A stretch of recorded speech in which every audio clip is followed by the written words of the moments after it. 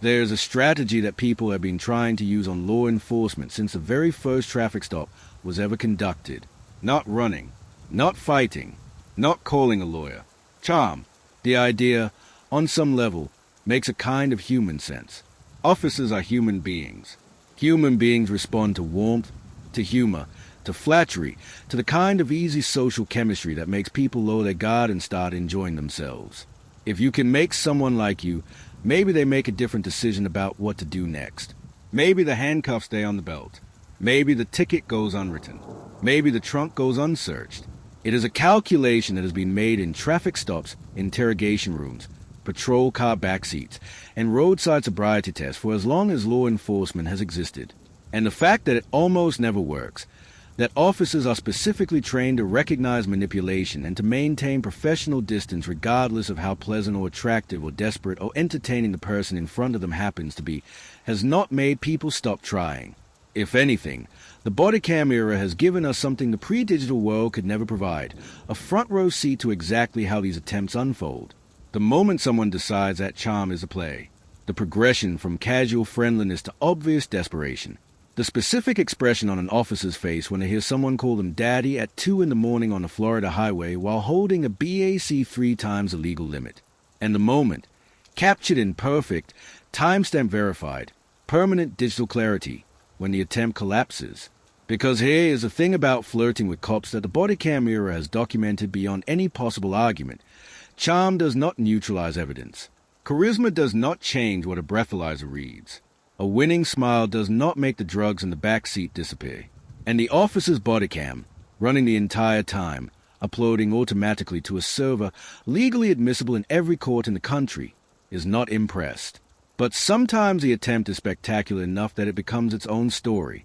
A story about human desperation, about the gap between what people think will work and what actually does, about the strange, occasionally hilarious, and sometimes genuinely revealing theater that unfold when someone decides that flirting is their last best option. Today, we are going to walk through some of the most documented, most verified, and most extraordinary examples of suspects attempting to charm their way out of trouble, and what the camera caught when those attempts ran directly into professional law enforcement doing exactly what it is trained to do. This is 2.5 hours of suspects flirting with cops. Condensed, documented, and fully, completely caught on camera. Story 1. The Hooters Girl, the Bodycam, and THE.330 Sophia Ross, Sarasota, Florida, November 17, 2024. At approximately 1:54 in the morning on November 17, 2024, a witness called the Sarasota Police Department to report a vehicle that was doing things vehicles are not supposed to do. The Jeep in question was stopping at green lights. It was striking curbs. It was briefly traveling in the wrong lane. It was moving through the streets of Sarasota at that particular hour of the morning with the specific, unmistakable erratic quality that traffic enforcement officers recognize immediately, the kind of driving that isn't aggressive or fast, just profoundly, comprehensively disconnected from the basic requirements of operating a motor vehicle safely. When officers located the vehicle and pulled it over at the corner of 2nd Street and Orange Avenue, the driver did not immediately pull over. The Jeep sat at the intersection until police arrived at the location. By the time an officer approached the driver's side window, it was already clear that this was going to be a very specific kind of traffic stop. The driver was 22-year-old Sophia Ross. She worked as a waitress at a Hooters restaurant in the area. She was wearing a dark sweatshirt over her Hooters uniform top. And from the moment she stepped out of the Jeep and began interacting with the officer, she made a decision that would result in 30 minutes of bodycam footage that would go viral across every major social media platform in January 2025 and be covered by outlets including People magazine, Fox 13, Law and Crime, and the Atlanta Black Star. The decision was to flirt. Immediately, enthusiastically, and with a level of commitment that the officer on scene later acknowledged, with visible amusement, had been unlike anything in his professional experience. The 30 minutes. The bodycam footage runs for approximately 30 minutes. What it documents is a sustained, genuinely extraordinary attempt to transform a DUI traffic stop into something closer to a first date. From the moment she stepped out of the vehicle, according to the affidavit reviewed by People, Ross was moving slowly, appeared lethargic, smelled of alcohol, was unable to maintain her balance without effort, and was slurring her words in a way that made the slurring audible even in audio recorded by a Bodycam microphone. She was also, almost immediately, calling the officer babe. The officer attempted to conduct a standard field sobriety test. He asked her whether she would be willing to participate. She declined, offering the reason that, as she put it with what the Bodycam captured a complete sincerity, "I'm literally drinking and not gonna drive." When the officer pointed out that she had, in fact, been driving, she considered this for a moment and then informed him she had not been driving. She added that she had intended to call AAA. The officer continued. Ross continued too, in a different direction. She began calling him Daddy.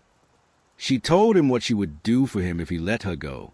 At one point she said, directly and on camera, "I will do anything for you, Daddy. God damn. You in that suit. I will do anything for you."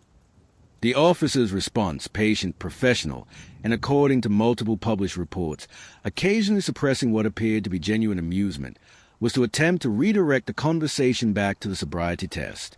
Ross was having none of it. She told him she was not gonna lie and that she was drunk. She questioned why he was even performing the test, since he already knew. She told him not to be such a f***ing nerd. She lifted her sweatshirt to reveal her Hooters uniform top, apparently treating this as a meaningful contribution to the negotiation. The officer noted, and the Bodycam recorded him noting, that everything happening was being recorded. He told her, "Anybody can see that.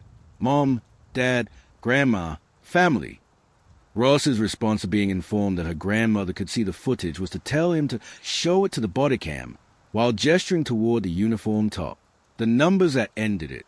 Field sobriety tests in a DUI stop serve a specific purpose. They generate observable evidence of impairment that supplements and supports the chemical testing that follows. In this case, the field sobriety assessment was, by any measure, supplementary. Sophia Ross had told the officer she was drunk. She had told him twice. The Bodycam was already documenting everything. When a breathalyzer was administered at 3:12 in the morning, approximately an hour and 18 minutes after the original call came in, Sophia Ross registered a blood alcohol content of 0.330. A second sample returned 0.318. The legal limit for operating a motor vehicle in Florida is 0.08. A blood alcohol content of 0.330 is, in the clinical literature, within the range that medical professionals describe as severe alcohol intoxication, a range where life-threatening respiratory depression becomes a documented risk. A 0.330 BAC is not a person who had a couple of glasses of wine with dinner. It is a person whose body has processed an enormous quantity of alcohol and is showing it in every measurable way. Sophia Ross was charged with DUI with a blood alcohol content greater than 0.15, the Florida statutory threshold that triggers enhanced penalties above the base DUI charge. Her bond was set at $500. She pleaded not guilty. A pretrial hearing was scheduled for January 9, 2025. The Sarasota Police Department released the Bodycam footage publicly. It was picked up by local television affiliates, then by national outlets, then by social media platforms where it accumulated millions of views within days. Ross became, briefly and involuntarily, one of the most recognized faces of a specific category of traffic stop interaction. The officer who handled the stop, who maintained his professional composure for 30 uninterrupted minutes of sustained charm offensive, who answered Daddy with, who kept redirecting to the sobriety test when every other element of the interaction was moving in a completely different direction, became, in the coverage that followed, something of a minor professional hero to his department and to law enforcement more broadly. He had done his job, thoroughly, patiently, with admirable self-control, and the camera had documented all of it. What the Bodycam actually does to flirting attempts. The Sophia Ross case is funny. That much is honest and worth saying directly, because the Bodycam footage does generate genuine amusement. The officers barely suppress reactions. The extraordinary candor of someone who is so far past the normal social inhibitions that she is narrating her own intoxication in real time. The surreal juxtaposition of DUI protocol and romantic declaration at 2 in the morning on a Florida roadside. But it is also instructive, because the thing the Bodycam footage reveals that the flirting attempt was designed to prevent is this. There was never a moment in those 30 minutes where the evidence changed. The BAC was 0.330 before the flirting started and 0.330 after it ended. The The swerving and the curb strikes and the wrong lane driving were already documented by the witness who called them in. The field sobriety assessment, such as it was, had been conducted and recorded. The flirting, in terms of its effect on the outcome of the traffic stop, accomplished nothing except adding 30 minutes of additional documented evidence to the case file. This is the central irony of flirting with a body cam-equipped officer in the modern era. The camera does not respond to charm. The camera records charm, and everything recorded by the camera is admissible. The strategy that might, in a world with no camera, with a different officer, in a different era, have introduced ambiguity and human judgment into the equation, is now simply another time-stamped entry in the permanent record. The body cam sees the flirting the same way it sees the swerving. Clearly, completely, without feeling about it one way or the other. Here is a question I want in the comments. Sophia Ross was charged with DUI at a BAC of .330, more than 4 times the legal limit, while driving in the wrong lane and stopping at green lights. She told the officer herself that she was drunk. Do you think the public release of this body cam footage by the Sarasota Police Department served a genuine public safety purpose? Or do you think there's something uncomfortable about a department choosing to release 30 minutes of footage that became entertainment rather than education? Tell me what you think below. Story 2. The viral lie that Bodycam destroyed IN-48 HR Skylar Fluss and Deputy Tyler Stoll, Jefferson County, Colorado, April 2022.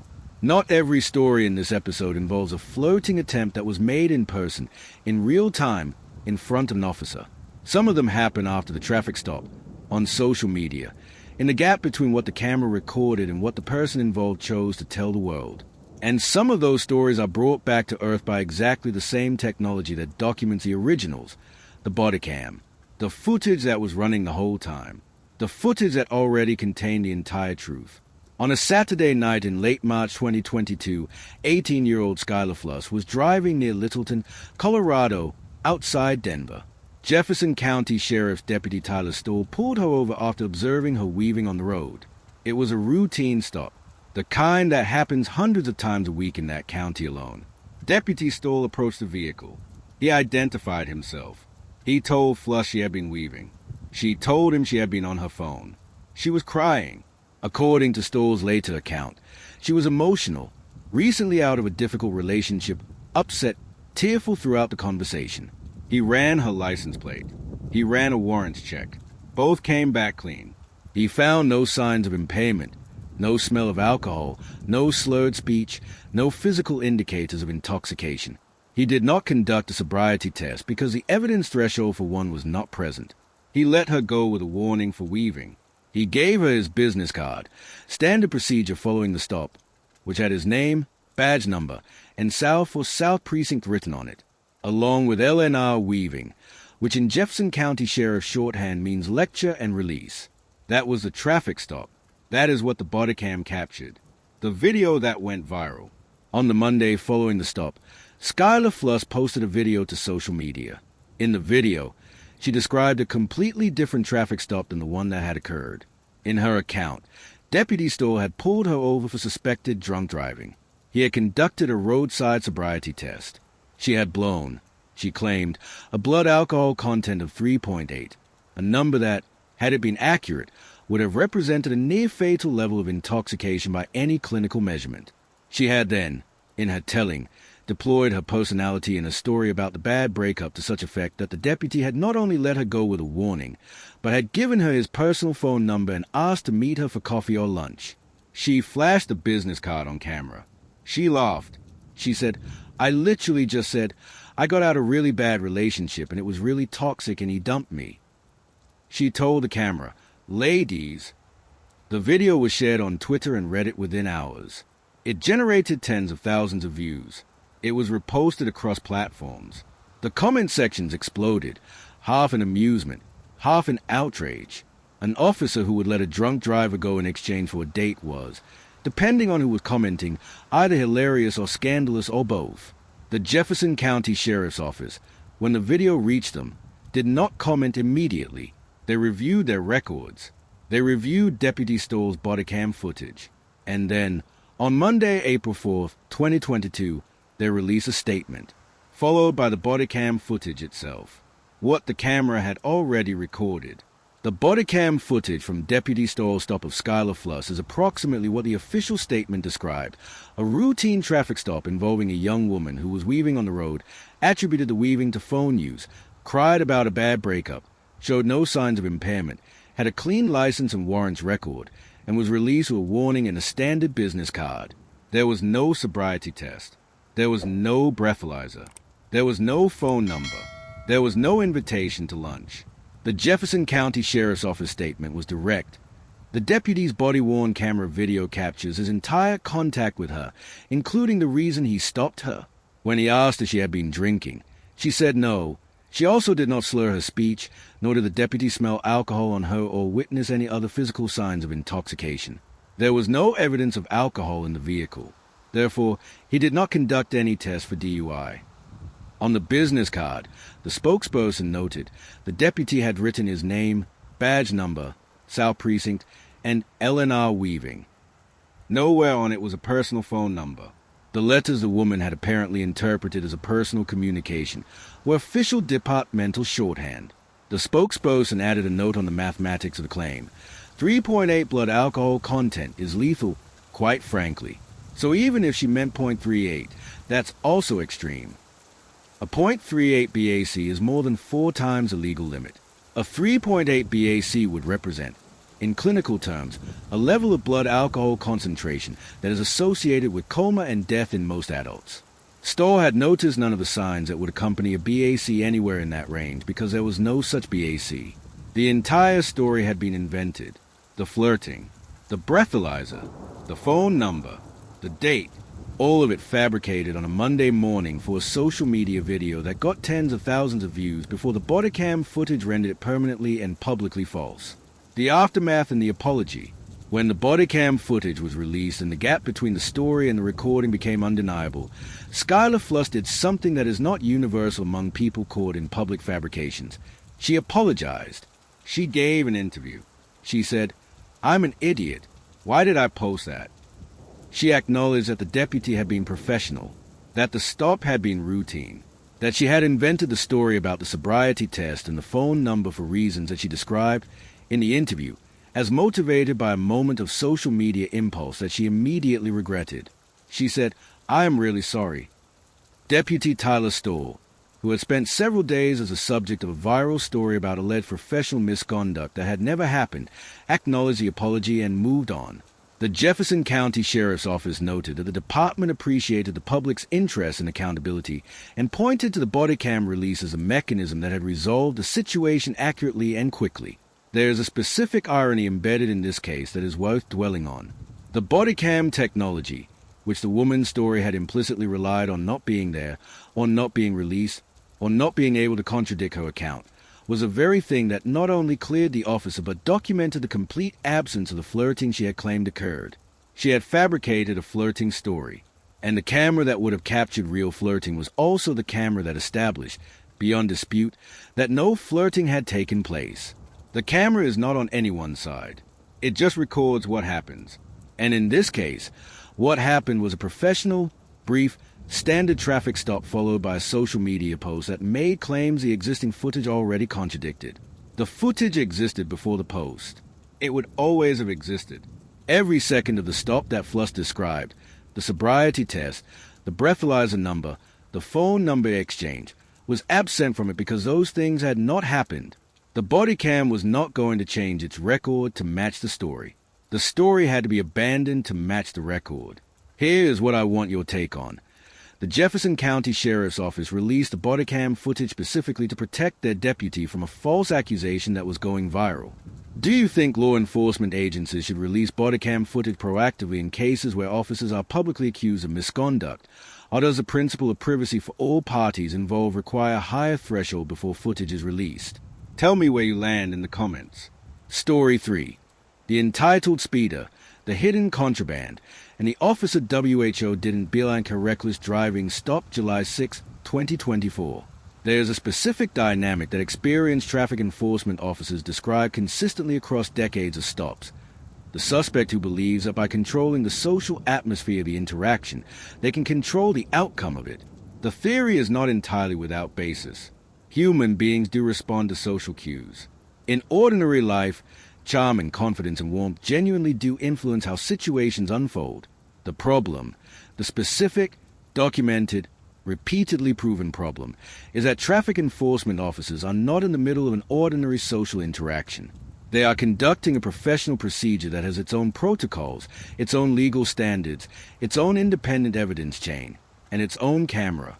On July 6, 2024, a police officer in the United States responded to a report of reckless driving and excessive speeding by a female driver. The officer located the vehicle and initiated a traffic stop. What unfolded over the next several minutes was captured on the officer's bodycam and subsequently documented in official records. From the moment the officer approached the driver's window, the driver's strategy was clear. She was friendly. She was flirtatious. She was a kind of immediately warm, socially engaging presence that in most contexts creates goodwill quickly. The person at the party who makes you feel like you've known them for years before you've exchanged 10 sentences. She complimented the officer. She laughed at what he said. She positioned herself in the conversation as someone who was generally on the side of law enforcement, who appreciated what officers did, who found the whole situation a bit embarrassing and funny rather than serious. The officer was professionally courteous. He was also not deflected. The inventory that changed everything. As the stop proceeded and the officer's observations and the result of his checks accumulated, the direction of the interaction shifted. It shifted specifically when the officer, conducting the stop with a careful, methodical process of someone who is not distracted by the social atmosphere being constructed around him, made discoveries that a flirtatious presentation had been designed to prevent him from making. The vehicle contained drugs. Not a minor personal use quantity, a significant amount of controlled substances that, in the legal terminology that would follow, constituted possession with intent to distribute rather than possession for personal use. The moment the discovery was made, the social temperature of the interaction changed completely. The warmth and the laughter and the confident charm that had characterized the driver's approach to the first several minutes of the stop did not survive contact with the actual contents of the vehicle. They didn't need to. The officer's bodycam had been running from the moment he stepped out of his patrol car, capturing every second of the friendly presentation alongside every second of professional procedure that ran in parallel with it. The driver was arrested. The drugs were catalogued as evidence. The case was forwarded to prosecutors with the bodycam footage as part of the evidentiary record, footage that documented not only the contraband but the attempted manipulation that had accompanied it. The officer, in the debrief that followed, reflected on what the interaction had been like. The specific challenge of maintaining professional procedure in the face of someone who is very good at making social situations pleasant. The way that charm, when it is genuinely skilled and genuinely deployed, does create a pull in even the most experienced officer. The pull exists. That is honest. What the pull does not do, in a properly conducted traffic stop, is change what the search finds. It does not change what the BAC reads. It does not change what is in the back seat. The bodycam records a pull alongside everything else. And the everything else is what goes to court. The architecture of the charm offensive, what makes this case worth examining as its own study, beyond the specific fact of the arrest, is what it reveals about the strategy itself and how it fails. The charm offensive in a traffic stop operates on a specific theory of human vulnerability, that an officer who is enjoying the interaction will be less likely to push it toward a formal enforcement outcome. That making someone like you, or making them feel good about the interaction, creates a social debt that they will not want to collect in the form of handcuffs. This theory fails in the modern traffic stop for several interconnected reasons that are worth understanding. First, professional law enforcement training specifically addresses this dynamic. Officers are trained to recognize what behavioral researchers call instrumental compliance behavior, the use of social warmth, flattery, and charm specifically to achieve a tactical outcome. Recognizing it does not require assuming that every friendly driver is hiding drugs. It requires maintaining professional procedure regardless of the social temperature of the encounter. The procedure is the same whether the driver is hostile, neutral, or extremely charming. Second, the bodycam itself changes a calculus. Before widespread bodycam adoption, an officer who chose to look the other way in a situation that charm had softened had some plausible cover. The interaction was his word against the driver's. The bodycam removes that cover completely, for the officer and for the driver. Everything is documented. A stop that should have produced an arrest but didn't. if caught on camera, is as much of an accountability problem for the officer as it is for the driver. The camera makes leniency purchased by charm expensive in a way it was not before. Third, and most fundamentally, evidence is evidence. A back reading does not care how charming the person who produced it is. Drugs in a vehicle do not disappear because the person above them is likable. A warrant in a database does not clear itself because the officer enjoyed the conversation. The outcome of a traffic stop is determined by what the officer finds, not by how the driver made them feel. Charm affects a feeling. The feeling does not affect what the officer finds. Here is a question for this story.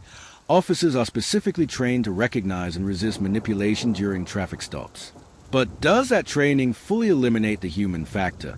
And should there be additional accountability mechanisms when a stop with significant evidence does not result in the expected enforcement action?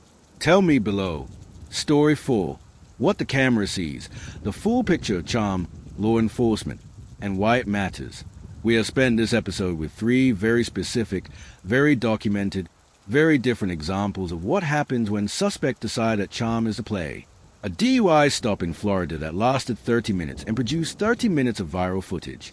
A Colorado traffic stop whose entirely fabricated flirting story was dismantled by footage that already existed before the story was posted. A drug stop in which everything the charm was designed to obscure was found anyway, in the vehicle, by an officer who maintained professional procedure throughout. Before we close, we need to spend time with the bigger picture, not just the individual cases. The full landscape of what flirting with cops actually looks like, what it costs, and what the bodycam era has changed about it permanently. Why people try it. The psychology of attempting to charm law enforcement in a traffic or investigative context has been studied more formally than most people realize. What the research consistently finds is that it is not primarily a rational calculation. It is not people thinking through the statistical success rate of flirting with an officer and concluding that the expected value is positive. It is, more often, a panic response. The lights appear in the rearview mirror. The adrenaline hits. The brain runs through available options in the space of a few seconds and lands on the one that, in ordinary social contexts, has produced the most reliably positive outcomes. For many people, particularly people who have built significant social capital around their charm, their appearance, or their ability to make other people feel good, charm is that option. It is a tool they have. It is a thing that has worked before.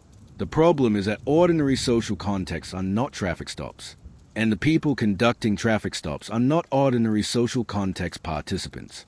Deputy Tyler Stoll, in his public comments after the Skylar Fluss case was resolved, was measured and professional. But what he was describing, a routine stop, a young woman crying about a breakup, a business card given as standard procedure, was a complete absence of any social dynamic that had influenced the professional outcome. He had run her plates. He had cleared her for warrants. He had assessed her for impairment and found none. He had written the warning for weaving. He had handed her the card and moved on. The crying had not changed his procedure. The story about the breakup had not changed his procedure. Whatever social warmth or sympathy she had generated in the interaction had not changed his procedure. That is not because Deputy Stoll is inhuman or robotic. It is because he is trained.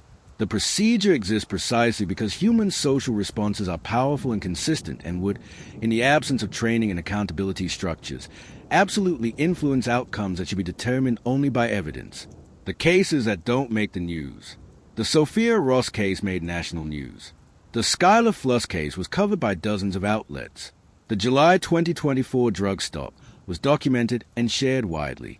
What doesn't make the news, what barely exists in the public record, are the cases that don't produce 30 minutes of bodycam footage or viral social media post. The brief traffic stops where someone is moderately charming, where the interaction is pleasant, where the officer makes a judgment call that goes undocumented and unchallenged. The stops that end without arrest because the driver was attractive, or funny, or reminded the officer of someone they knew, or simply created a vibe that made enforcement feel less necessary. These cases are not captured on bodycam in any usable way. They do not become news stories. They do not generate viral footage. They exist in the space between the procedure and the outcome, the space that the bodycam era has narrowed but not eliminated. Researchers who study traffic enforcement consistently find significant disparities in outcomes across demographic lines. Disparities that are not fully explained by the underlying conduct being stopped.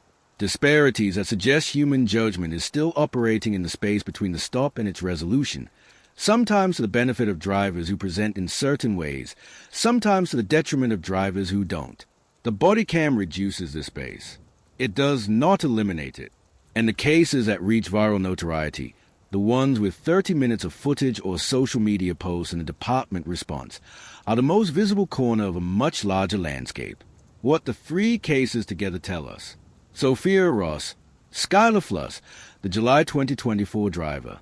3 people, 3 different situations, 3 different relationships between the charm attempt and what the camera captured. Ross made the attempt live, on camera, for 30 sustained minutes. The camera documented the attempt alongside the evidence that made the attempt irrelevant. The outcome was determined not by the 30 minutes of flirting, but by the .330 BAC and the refusing to complete the sobriety test and the witness account of a Jeep stopping at green lights. The charm offensive was real. It simply could not affect what the breathalyzer already knew. Fluss made the attempt retroactively, in a social media post, describing a flirting strategy that had supposedly worked. The camera had documented the actual stop. The actual stop contained no flirting, only a professional deputy conducting a routine procedure and releasing a driver who showed no signs of impairment. The fabricated flirting story met the existing footage and had nowhere to go. The July 2024 driver made the attempt in real time, with enough skill that the social atmosphere of the stop was genuinely warm. And the officer's professional procedure ran in parallel with that warm atmosphere, found what was in the vehicle, and produced an arrest that the charm could not prevent. 3 different approaches to the same underlying strategy. 3 different ways the camera made the strategy irrelevant. The charm is real. The skill is often real. The desperation underneath it is always real. And none of it changes what the camera already has. The unexpected comfort of the body cam. Here is something that is genuinely worth saying about what the body cam era has done to interactions between law enforcement and the public. Something that gets less attention in the accountability story, but is equally true. The body cam also protects the person being stopped. An officer who is documented, from the first second of the stop through to a conclusion, on a camera that uploads automatically and cannot be selectively edited, is an officer who cannot conduct the stop in a way that departs from documented professional behavior without that departure being recorded.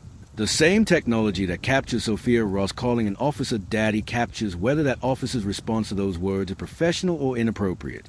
The same footage that establishes what was actually said during a traffic stop that became a viral social media dispute is the footage that would establish, if it were otherwise, whether an officer had conducted themselves properly throughout. The body cam is not exclusively a tool of law enforcement accountability in one direction. It operates in all directions.